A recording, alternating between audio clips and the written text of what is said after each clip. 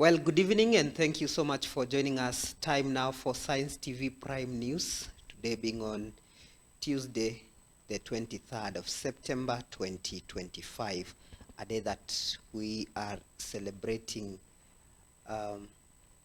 sign language. And we have an update concerning that alongside other more stories that we have for you in this broadcast. My name is Chris Mololo. Our sign language interpreter is Irene Chebiwot. And now let's begin. As the world marks Sign Language Day, we acknowledge Science Media Kenya Limited for its pivotal role in advancing the constitutional mandate of including people with disabilities in all facets of life. The company, a leader in sign language dissemination, is making significant strides in media and technology to ensure accessibility and empowerment for the deaf community. A standout example in the field, Science Media Kenya Limited employs a significant number of sign language interpreters and deaf professionals, integrating them into their workforce.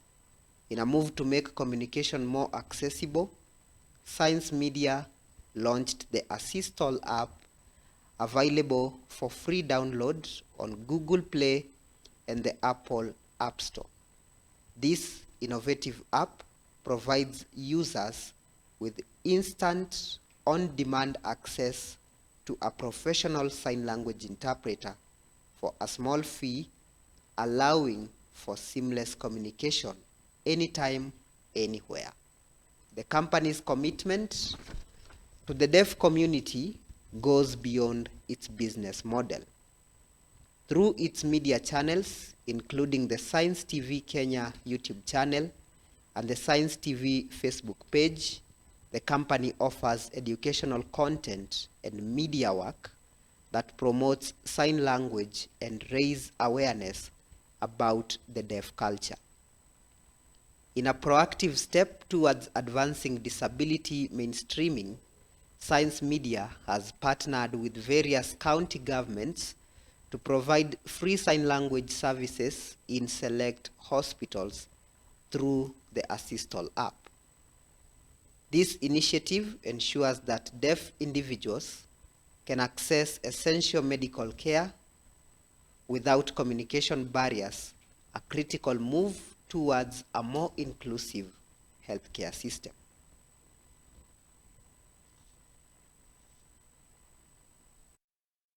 Hello, my name is Angela Oruko, and this is my sign name. I'm a sign language interpreter. Today is the International Day for Sign Languages, and I'd like to encourage everyone to learn the basic sign languages to aid in communication and to be part of the deaf community. I'd like to add that sign language is a cornerstone of the deaf community. It is part of their identity and their culture, and we should all embrace the deaf community. Today being the International Day for Sign Language, I'm going to talk about just a small thing. I'll say about promoting inclusive in the society and the community as well. We should include all the deaf community in workplaces like hospitals, church, in schools, and also we should also create awareness about communication between deaf and the hearing community. I will leave you with one word that says, without communication barriers are there, but when you know sign language, there is no barrier. Thank you. International Day of Sign Languages. And we have, in sign language, we have variations, like variations in terms of it varies depending on regions. For example, in Kenya and America, in Kenya we can sign the word hospital, and in America it varies how they sign it. Also in regions depending on counties, for example in Nairobi, how we sign the word injury and how people from Kwale sign the word injury is different. That is a variation in sign language. Hello viewers, my name is Ben Werangai, and that is how they call me in sign language. Today is International Day of Sign Languages. If you're interested in learning sign language, come and learn. The deaf will teach you quality sign language. We have interpreters in TV stations, parliaments, police stations, churches. Also in hospitals, we have sign language interpreters in all places. See you.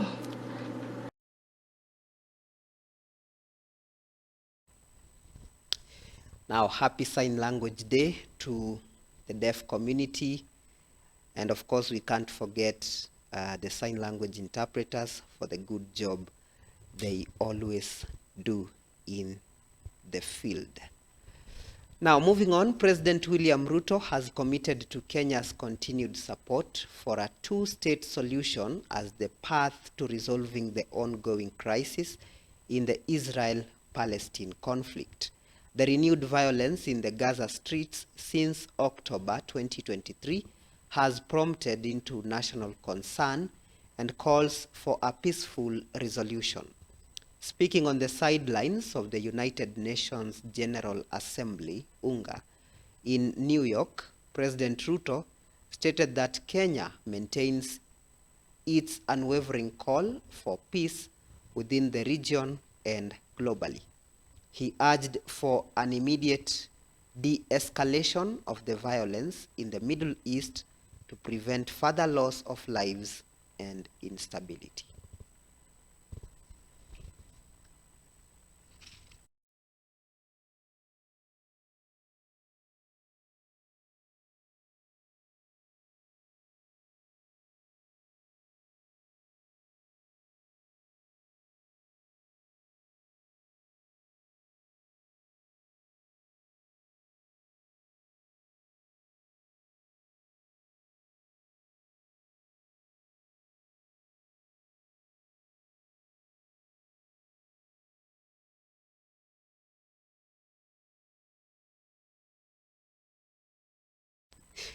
The bicameral parliament resumed its sittings this afternoon after a month-long recess, with a packed legislative calendar set to dominate the coming weeks. The lawmakers are poised to tackle a range of crucial issues, including the vetting of high-profile government nominees and the debate on several significant bills. A key priority for the National Assembly is the consideration and potential approval of individuals who have been vetted by the Defense and Foreign Relations Committee. These nominees are being considered for various high-level positions, including ambassadors and high commissioners. Beyond the vetting process, both houses are set to debate several pieces of legislation with far-reaching implications for the country's governance, economy, and politics.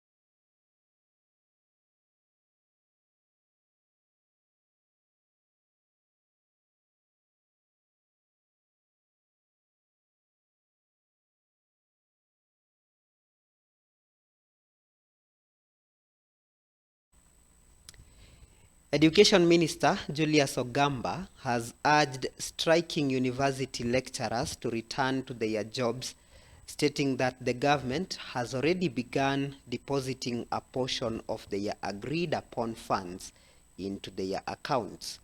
Speaking at a conference for the heads of education institutions in Mombasa, Ogamba warned that defying the directive to end the strike would be considered contempt of court. He emphasized that the government is honoring its commitment and expects the lecturers to do the same by resuming classes immediately.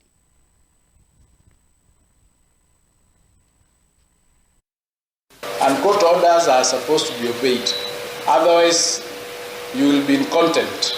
And if you are in contempt, disciplinary action might be taken against you. So we are asking, we have done a lot in the sector, and we've agreed that all grievances can be discussed without us going on strike, which affects our learners. It's an issue that they raised recently when they came to visit the president, but it is an issue that, as we speak today, is part of the reforms that we'll be doing when we do the reforms to the acts, to the statutes, and the policy reforms. So it's not something that it is how do you put this? It is still work in progress.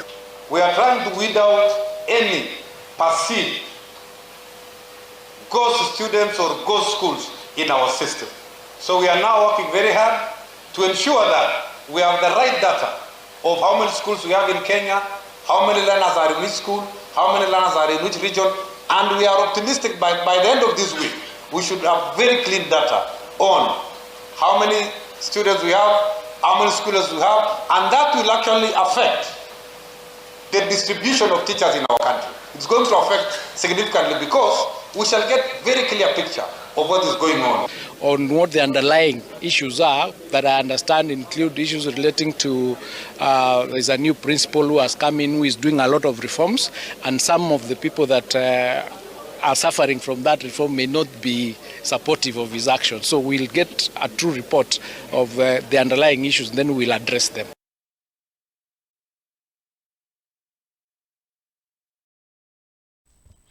And now to another story. Major operations at the Jomo Kenyatta International Airport, JKIA, could grind to a halt next week as the Kenya Airports Authority, KAA workers, threatened to down tools. The Kenya Aviation Workers Union, KAU, has issued a 7-day strike notice demanding urgent action on a list of grievances. The core of the dispute is the alleged transfer of ground flight safety GFS operations from KAA to the Kenya Civil Aviation Authority, KCAA. According to KAU, this move was executed without consultation and could lead to significant job losses and reduction in revenue for the KAA. In a letter dated September 22nd, 2025, KAU Secretary General Mos Ndiema warned that the GFS transfer is already having dire consequences. This morning we have issued KAA with a 7-day strike notice. The board has failed KAA. They have no idea. They have no vision whatsoever for KAA. Yes. These are people who are looking for opportunities to make money. Yes. When they talk of, oh, we want to build the JKIA. Now, when you transfer functions to another entity, is that building JKIA? No. Is that modernizing JKIA? No. It's corruption. That's corruption. Yes. We know. Adani was a scandal. Yes. I want to disagree with even our public figures who have been making statements to the effect that Adani was a God-given gift to this country. Adani was a conduit for corruption. Yes.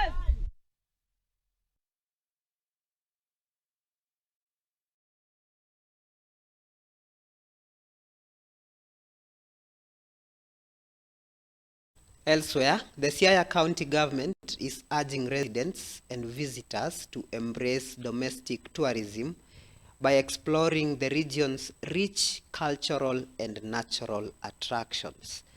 This call comes as the county joins the international community in marking International Tourism Week.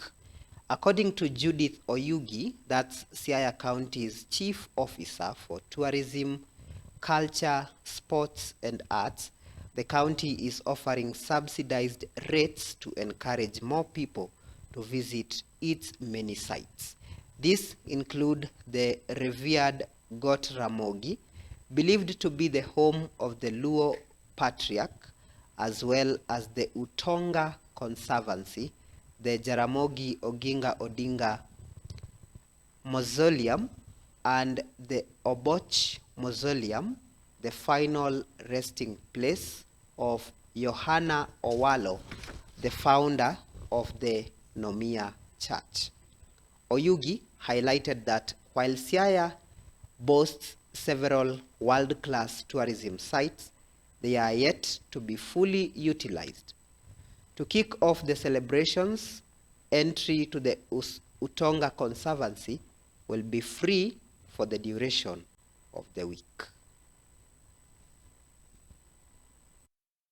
We are very happy to announce the Tourism Week, which is happening from Wednesday to Friday of this week. So we'll be celebrating Tourism Week, and the theme for this year is tourism and sustainable transformation.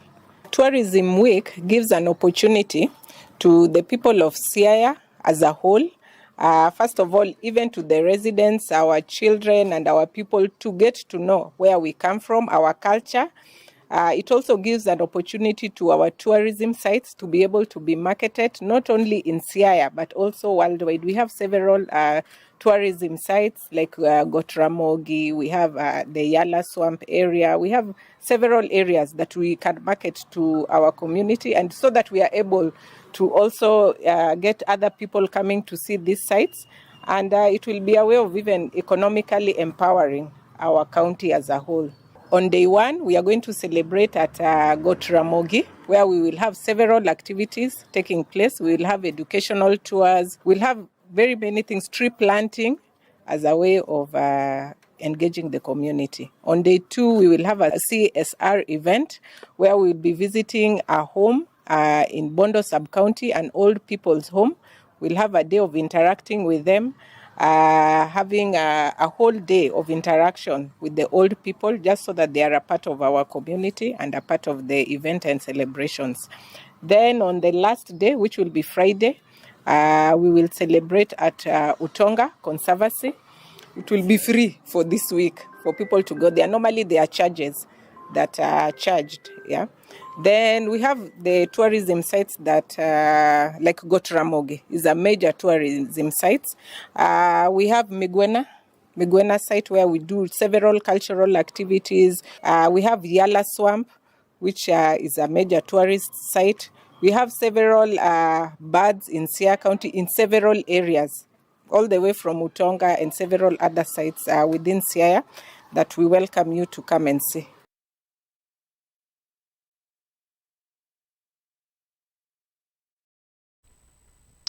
From Siaya, we head on to Mandera, where chiefs in the Elwak area of Mandera South, located on the Kenya-Somalia border, have expressed their full support for the government's decision to arm them with guns.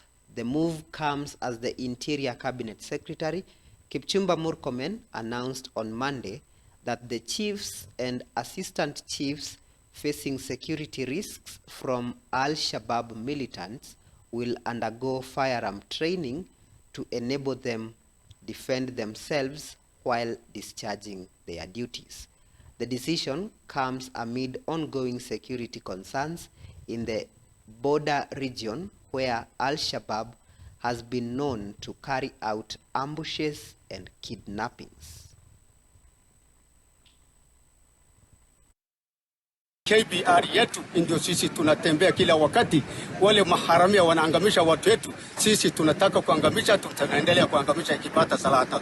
Tunakanyaga na mguu 20 km, 30 km, 50 km, tunaenda kuangamisha. Tuko na tayari kuangamisha hao kama tunapata salama.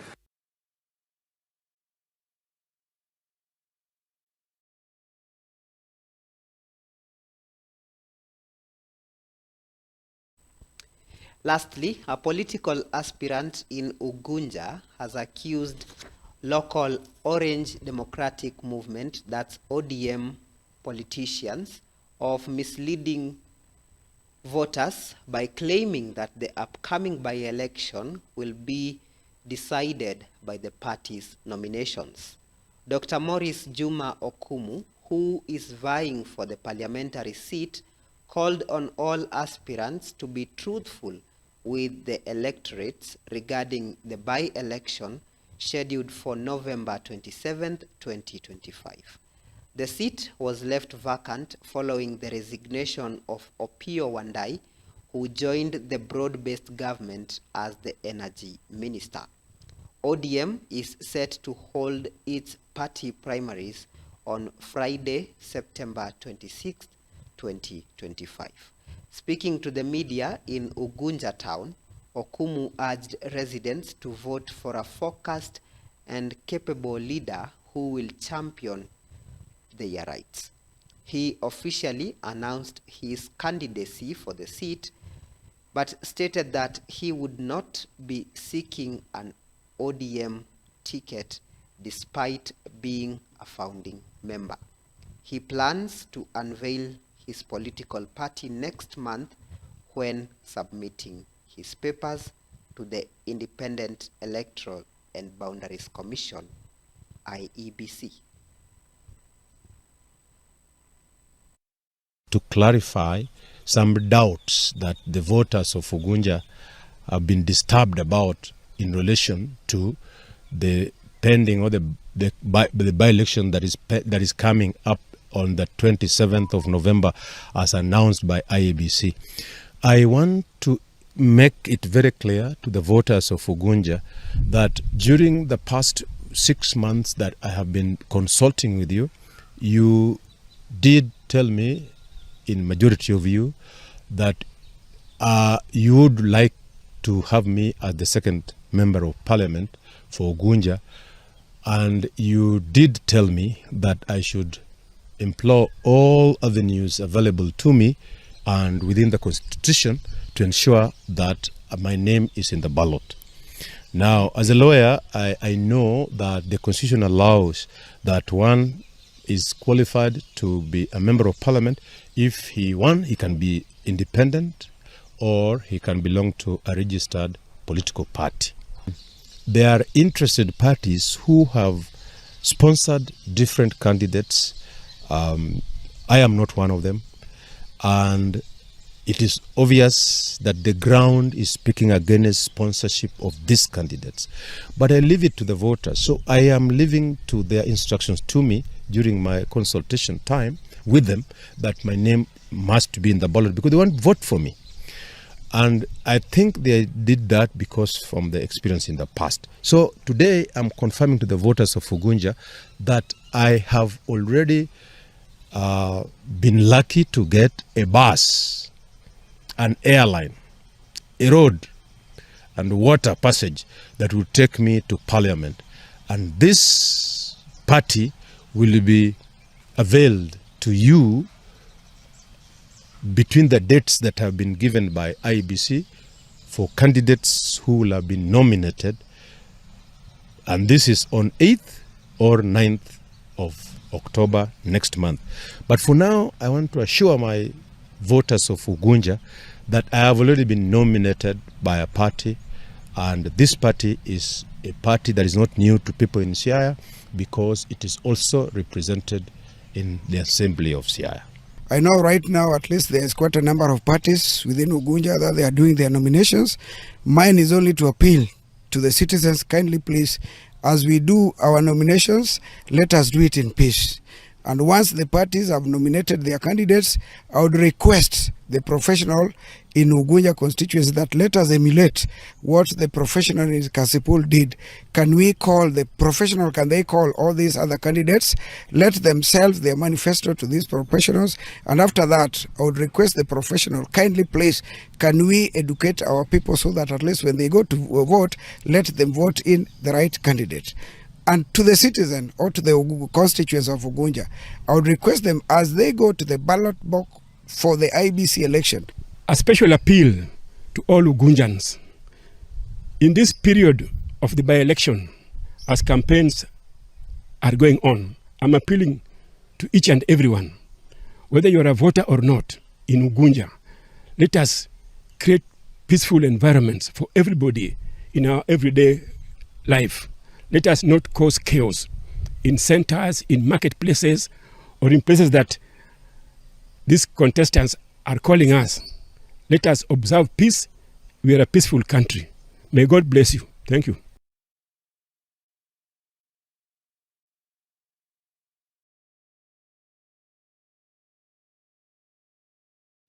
Well, that's it for the news updates. We are going to take a short break right here on Science TV Prime News. We are coming back in a short while with the sports updates. Stay with us.